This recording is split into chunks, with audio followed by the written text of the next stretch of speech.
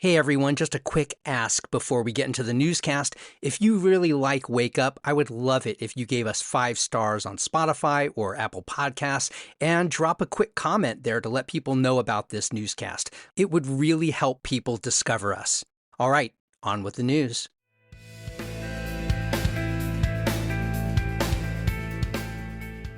Wake up, Asheville. I'm Matt Peiken. I hope you have thawed out from the weekend snowfall. Here's your newscast for Monday, February 2nd.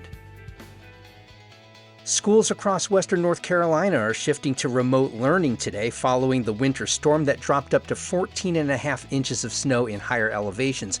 Asheville City, Buncombe County, and Henderson County schools all announced virtual instruction for today, citing lingering hazards and dangerously cold temperatures. The National Weather Service reports areas in Yancey and Watauga counties received more than a foot of snow. Wind chills dipped as low as minus 16 in Asheville yesterday morning, with more frigid weather expected through today. Read more about this in the Citizen Times. Asheville's emergency shelters were pushed to the limit over the weekend. A-Hope's Code Purple shelter filled quickly, prompting an Overflow site to open. Staff say people who don't typically seek services showed up, desperate to escape the cold. Bradley Link, who is unhoused, gave up his shelter bed to someone more vulnerable and spent the night navigating snow-covered streets. He told the Citizen Times, "Life gets hard for hard people that live hard lives." You could read more about his story and others in the Citizen Times.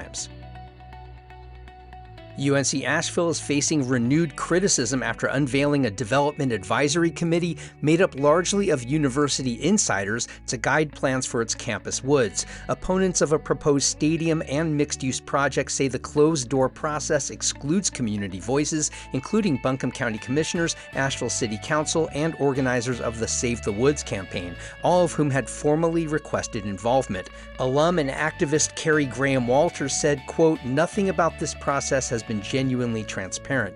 The committee is not subject to open meetings laws either and will deliver recommendations by May." Read more about this in the Asheville Watchdog.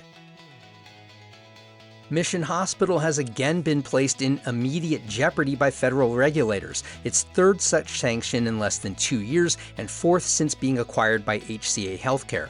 The finding, triggered by a January inspection, means deficiencies were found that threaten patient safety and could cost the hospital its Medicare and Medicaid funding.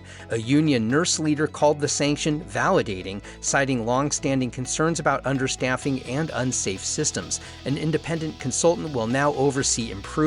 State Senator Julie Mayfield said the move offers long overdue accountability. Read more about this in the Watchdog.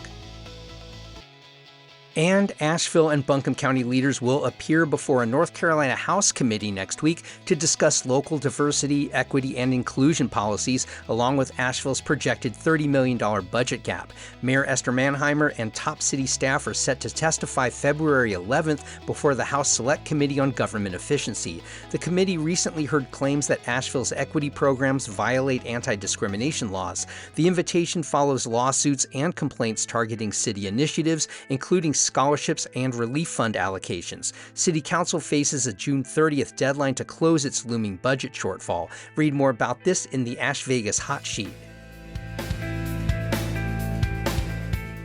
If you haven't already, sign up for our free daily newsletter. It's basically this newscast in written form. Go to wakeupavl.transistor.fm. You can also find us on Facebook and Instagram at wakeupavl. And please share this podcast with your Asheville friends. I'm Matt Peiken. Thanks for starting your weekdays with Wake Up Asheville.